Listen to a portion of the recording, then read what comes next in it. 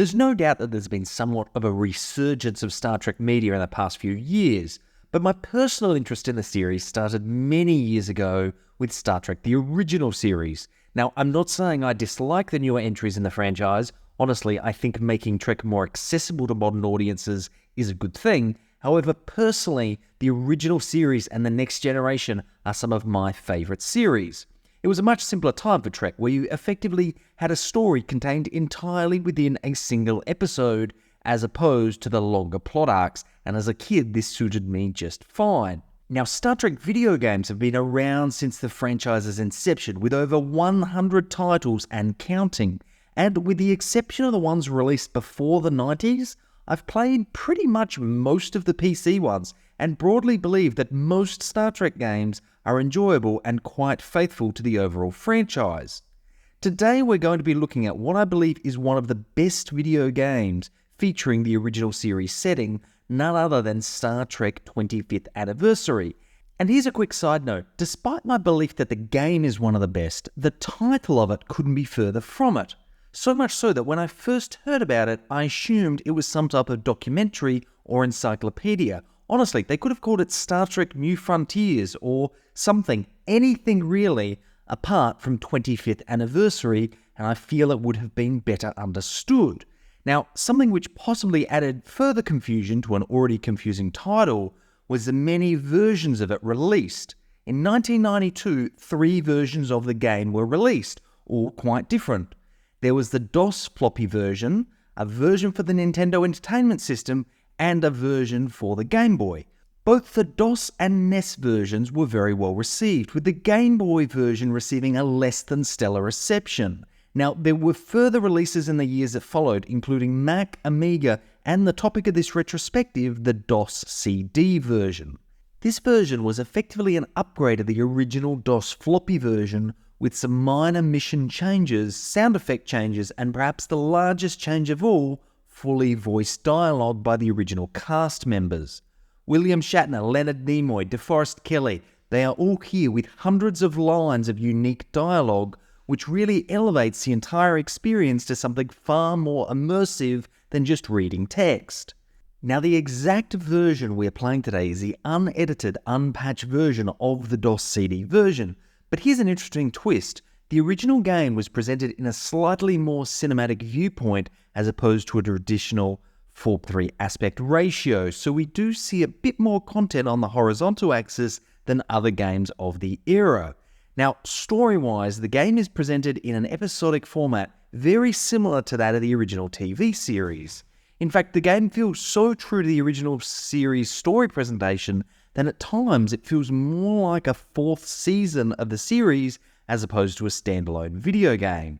There's a lot of callbacks to the original series here. There's Klingons, Romulans, and even some other familiar faces as you navigate throughout the story, solving many problems and learning some interesting lessons along the way. There is a question of approachability, that is, can someone who is not a fan of the series enjoy the title? And the answer is maybe. Honestly, there are a lot of in-universe references which newcomers to the series just won't be able to understand, and while the lengthy manual is practically essential reading even for Trekkies, it doesn't offer all of the information needed to help understand some of the more nuanced puzzles in the game. Although for dedicated fans, the story is one of the strongest points in the game, and combined with the exceptional voice acting, makes this, in my opinion, almost essential for any fan of the series. Before we continue, a massive thank you to everyone who supports the channel. If you enjoy this type of content, please do consider subscribing.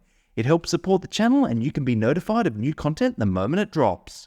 With that out of the way, let's set our phases to stun, prepare the transporter, and head back to 1994 to remember Star Trek 25th Anniversary. Now, like the overall episodic nature of the game's narrative, the gameplay follows a similar loop. There's effectively 2 main segments to each episode. Firstly is the time spent aboard the Enterprise, and secondly is the time spent on an away mission. Firstly, let's look at the time spent on board the Enterprise. Now, this time is divided into 2 sections, ship management and combat. From a ship management perspective, you're going to be tasked with doing things like setting a course to your next destination via the star map, which, and this is interesting, is actually part of the game's copy protection mechanism, with the in-game star map not containing any of the actual names of the stars, requiring you to use the game's manual to determine which star is which. Select the wrong system and the game will spawn several Klingon or Romulan ships, which will promptly destroy the Enterprise, requiring a restart. While I'm not generally a fan of these types of physical copy protection mechanisms, in Star Trek 25th Anniversary, it feels more immersive than a chore, and I actually enjoyed looking up and selecting the correct destination. You'll also be doing things like operating the ship's computer to search for information about your upcoming missions.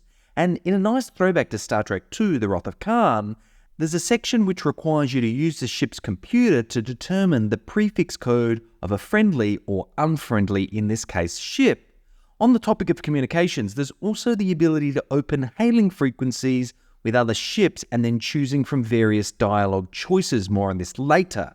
Now, I said earlier that reading the manual is practically required for this title because there are a lot of areas which require progression by very specific actions in specific order, which are only detailed in the manual. For example, to beam down to a planet, you must first enter orbit of the planet, then ensure your shields are lowered, and only then may you select the transporter.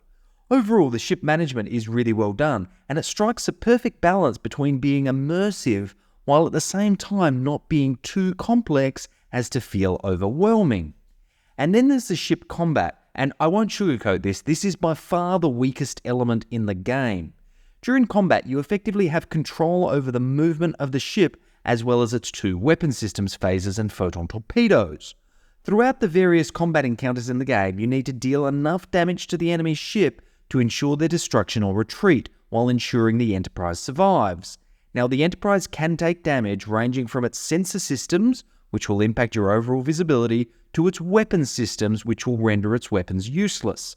All of this damage will then need to be repaired at the engineering station.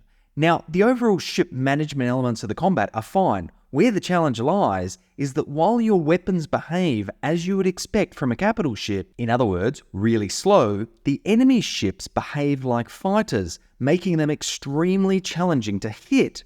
And I know what you're thinking, maybe I'm just bad at the game. Well, I thought that too, until I checked out some of the reviews and found exactly the same feedback. Thankfully, the combat only represents about 20% of the overall gameplay experience. However, based on the challenge, this is a lot higher than it probably should be. Now, from the weakest element, we go to arguably the strongest, which are the away missions. Throughout the 7 episodes included in the game, you'll go on a variety of away missions, from planets, ships, and even space stations. The away party generally consists of Kirk, which you control, Bones, Spock, and a red-shirt security officer, which you as Kirk can issue orders to. The away missions generally follow the same structure as those in the TV series. The team beam down, encounter a problem, need to work to solve the problem, then return to the Enterprise. It sounds simple, but there's actually quite a lot of choice in how you go about completing the missions, which will have an impact on your overall score, or command points as the game refers to them as.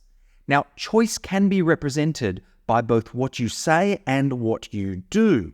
For example, if you say something offensive to someone, there's every chance they will report it to Starfleet, and that will impact your overall score.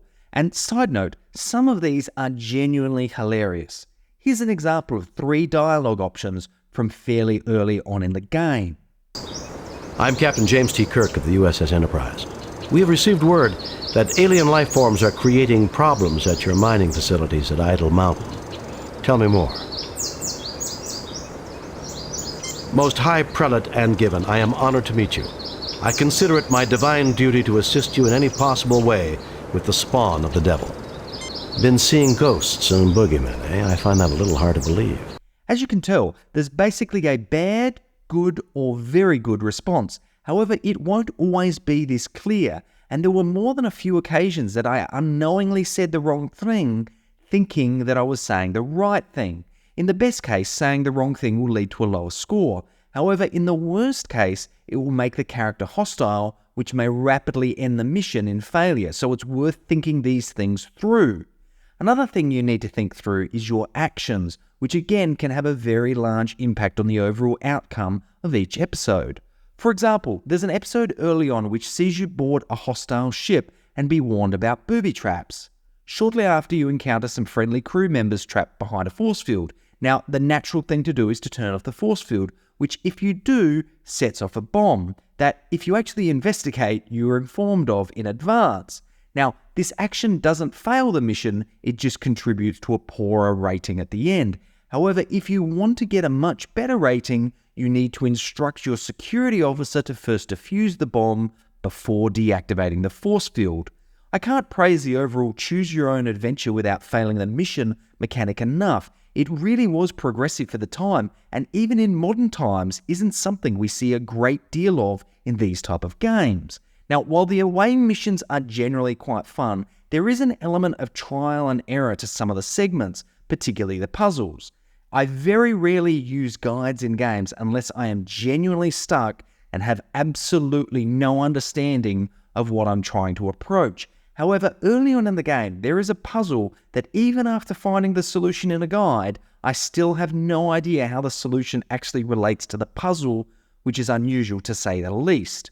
Also, like with the ship management sections, there are certain scenarios which require you to have an understanding of Star Trek lore which are not even covered in the extensive manual. A section in which you can use Spock to perform a Vulcan nerve pinch is one such example.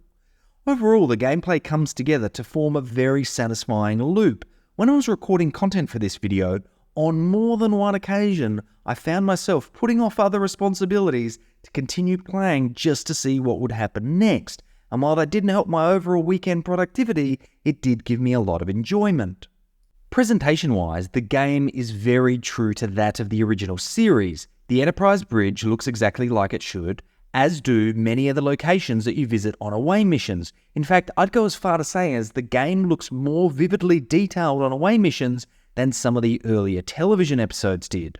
The space combat sections, while in my opinion the weakest component of the game, are all quite well realised from a presentation perspective, with smooth scrolling and reasonably detailed graphics the order of the day.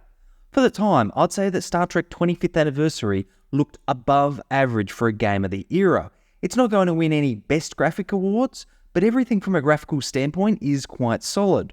Perhaps the only complaint I can level at the overall presentation is the very specific positioning required on some of the away mission levels to progress to a new area. You need to really click in a very specific spot to move Kirk to a new location in some cases.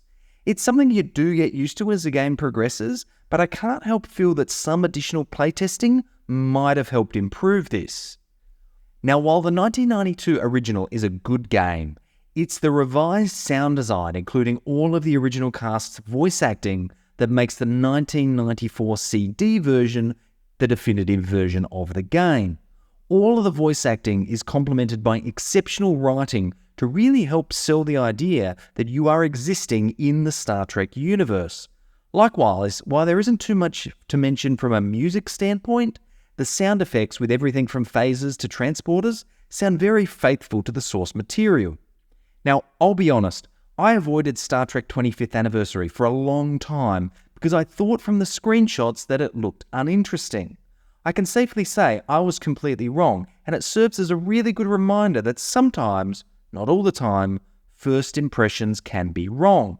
Now, given the commercial success of Star Trek 25th Anniversary, there was a sequel of sorts that was released in 1993, or 1995 for CD, called Star Trek Judgment Rights, which at the time of recording this, I have not actually played. However, from what I have heard, it's more of the same with some improvements, especially in combat, which honestly sounds great.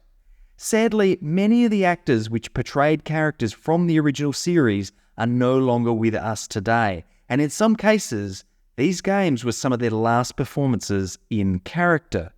There's no doubt that we still have things to learn from Star Trek, and equally many of the stories contained within Star Trek 25th Anniversary. But that's enough from me. Do you agree or disagree with my opinions? Let me know down in the comments below. And as always, thanks for watching.